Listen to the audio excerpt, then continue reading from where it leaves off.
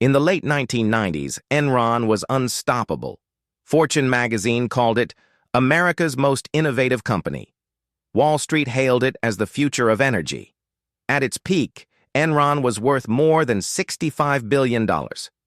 But in December 2001, the miracle imploded. In just weeks, Enron went from industry icon to America's biggest bankruptcy. Investors were wiped out. Employees lost pensions and homes. Auditors, executives, and politicians were dragged into one of the most shocking corporate scandals in history. What happened wasn't an accident.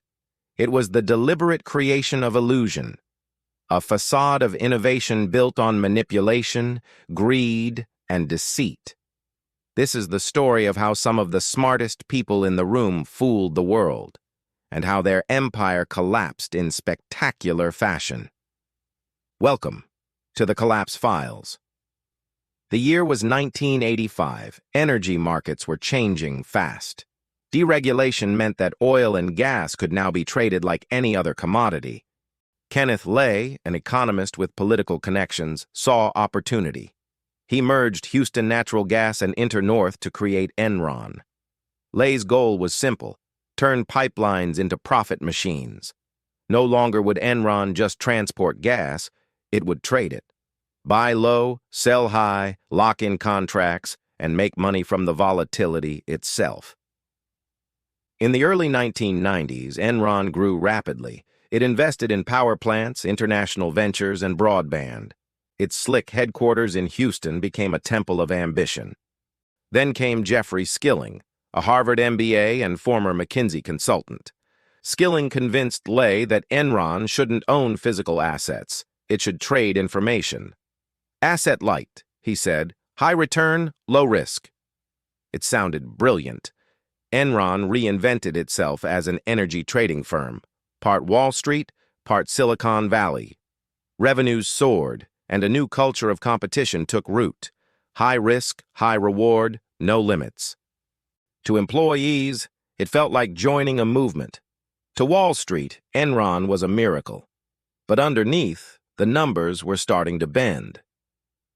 By the late 1990s, Skilling's dream was fully realized.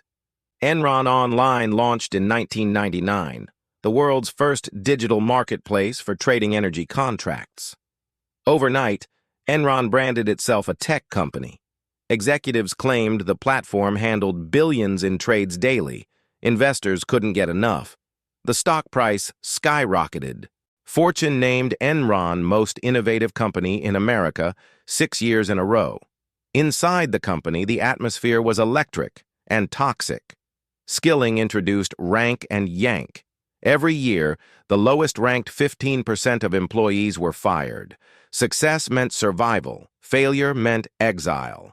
The culture rewarded aggression, secrecy, and relentless optimism. Numbers were everything. If a deal looked profitable someday, it could be reported as profitable today. Analysts on Wall Street loved it. They saw consistent growth, quarter after quarter. What they didn't see were the accounting tricks keeping the illusion alive. Enron's secret weapon was an accounting method called mark-to-market. In normal accounting, profits are recorded when they're actually earned. But under mark-to-market, Enron could book future profits the moment a contract was signed. Imagine signing a 20-year deal and instantly claiming all 20 years of income, whether or not a single dollar came in. That's what Enron did. On paper, the numbers looked spectacular. In reality, many of those projects lost money. To hide the growing losses, CFO Andrew Fastow built a labyrinth of shell companies known as Special Purpose Entities, or SPEs. These off-balance sheet partnerships took Enron's debt and kept it out of public view. Fastow personally managed and profited from these entities. He made millions while Enron buried billions in debt.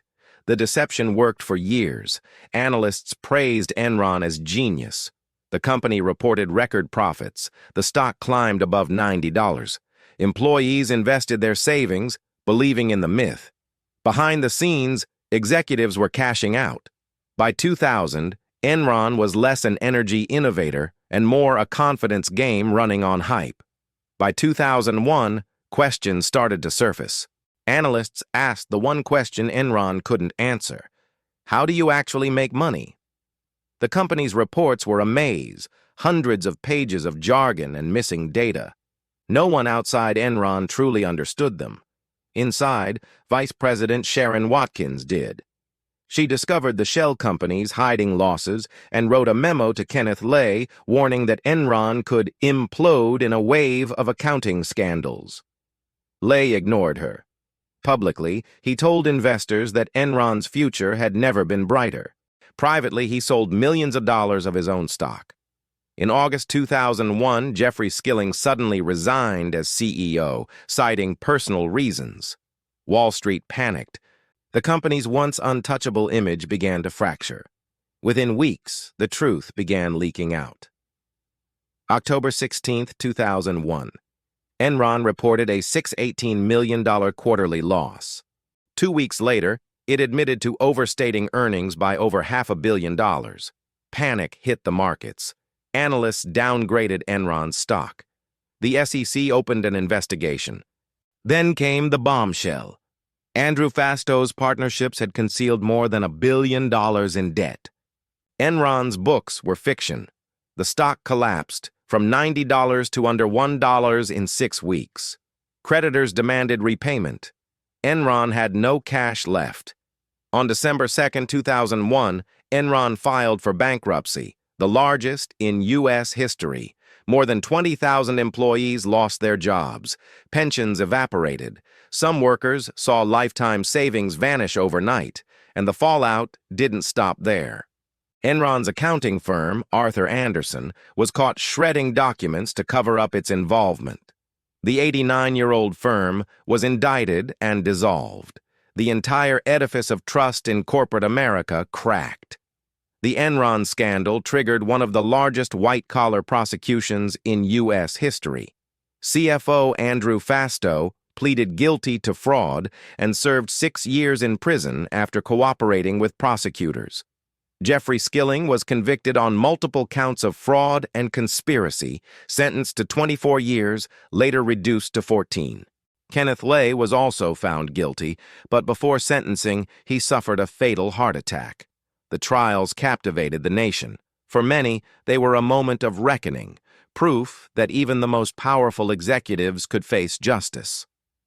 In Washington, lawmakers acted fast.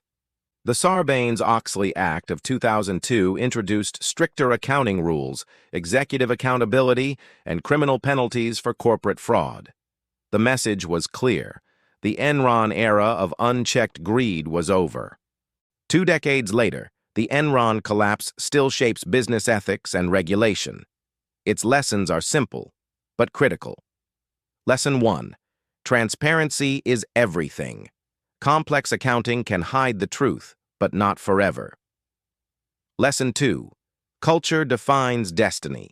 At Enron, fear and greed replaced integrity. Success mattered more than honesty. Lesson 3. Oversight matters. Auditors, boards, and analysts must ask uncomfortable questions. When they don't, fraud thrives. Lesson 4. No company is too big to fail. Enron's downfall proved that even giants can crumble when built on lies. The collapse also exposed a deeper truth about human nature. In the pursuit of limitless growth, people can convince themselves that the rules no longer apply. Enron wasn't just a business story, it was a moral one. It showed that innovation without honesty leads to catastrophe, that power without accountability breeds corruption, and that the higher a company climbs on illusion, the harder it falls when reality hits. From the trading floors of Houston to the halls of Congress, Enron's echoes still resonate. Because every generation produces its own Enrons, companies driven by hype, blind ambition, and the belief that they can't be caught. Next time on the Collapse Files, we'll explore another illusion, MoviePass. The startup that promised unlimited movies for $9.95 burned through hundreds of millions and became a cautionary tale for every investor chasing the next big thing. This is the Collapse Files.